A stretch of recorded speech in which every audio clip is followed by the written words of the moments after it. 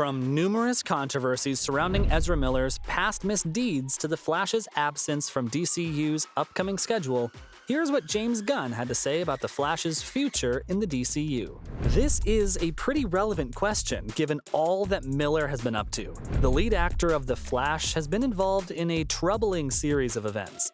The movie's taken its sweet time getting made, and most of the delays were cause of Ezra Miller's questionable antics over the years. Whether it was breaking into a home in Vermont, being aggressive with a couple in Hawaii, or allegedly trying to groom a minor, it really seemed like Miller was on the bender of a lifetime. The DCEU star's fame soared to new heights thanks to their popular performance in Justice League, and the power clearly went to their head. Cause how else would you explain their bizarre and frankly dangerous behavior? This led many to wonder if The Flash would even be released. Of course, Warner Brothers decided to just ignore the controversies, probably in hopes that a good film would help fans forget all about them. Despite what the studio might be thinking, one thing's for sure, the fans aren't too enthusiastic about Miller's involvement. When the trailer for The Flash was released, most viewers were excited about Michael Keaton's Batman making a comeback.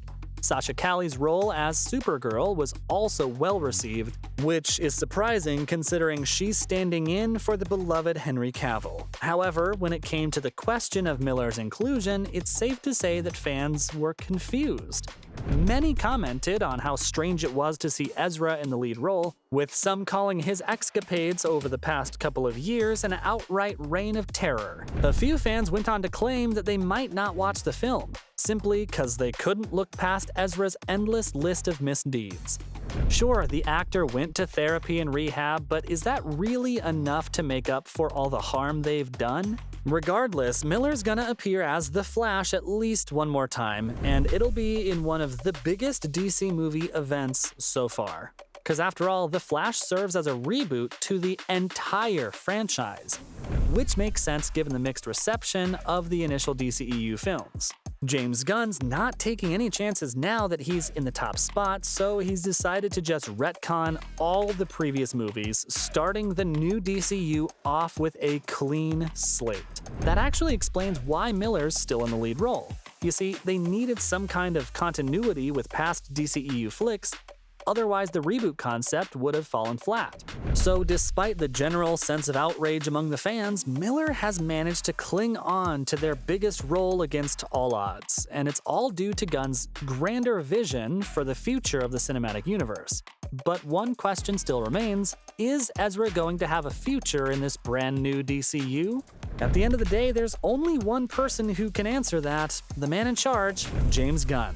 I have a feeling that he's getting tired of all the Ezra Miller questions. They serve as a constant reminder of the impossible task before him, and casts a lot of doubt on whether the franchise can move past its shaky beginnings. One glimmer of hope for Ezra's career is the fact that Gunn hasn't fired him yet. Henry Cavill and Ben Affleck are both out of the picture for good, and they were the faces of the entire DCEU. So it's not like Gunn's been hesitant to kick out big-name actors if they didn't fit his vision. The DCU chief finally decided to address the Miller question in a recent interview. To put it plainly, James said that there's just no way to tell until the movie comes. The vagueness of his statement is pretty telling because it shows that Gunn's not able to make a final decision anytime soon, even if he wants to.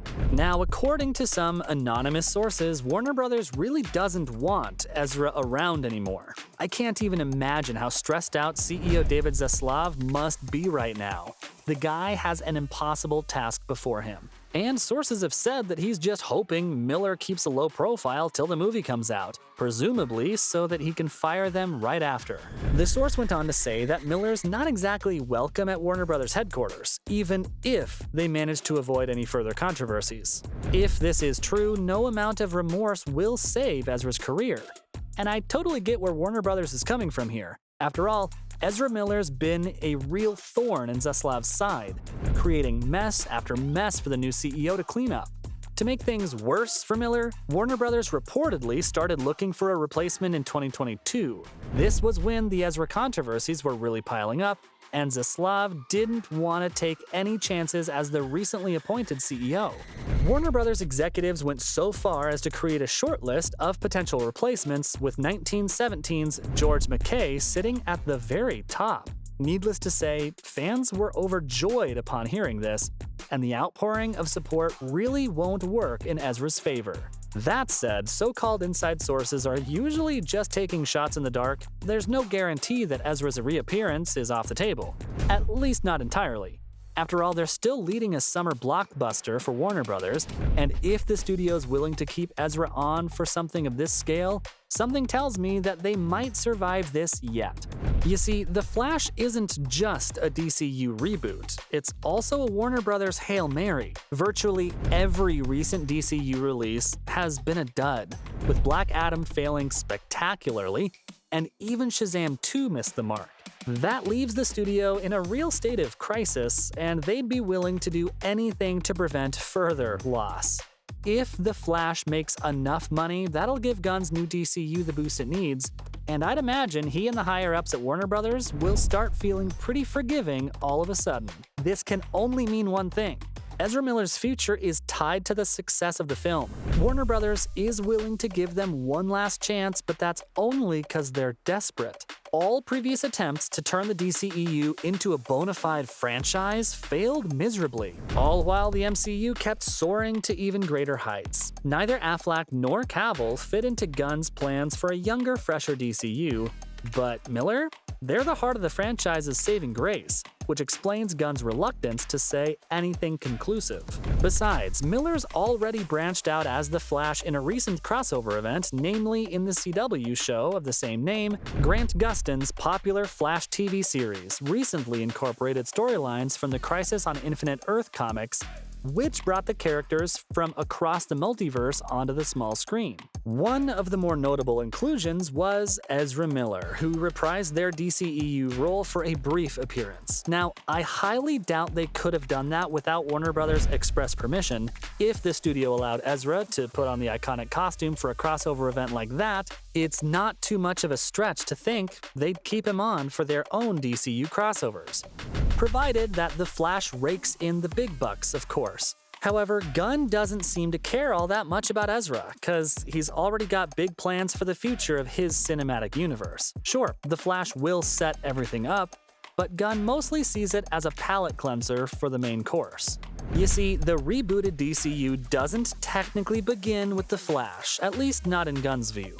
Rather, it'll start properly with Superman Legacy. James himself is both writing and directing that film, so he's clearly going full speed ahead, publishing a pretty expansive slate that covers years of upcoming releases.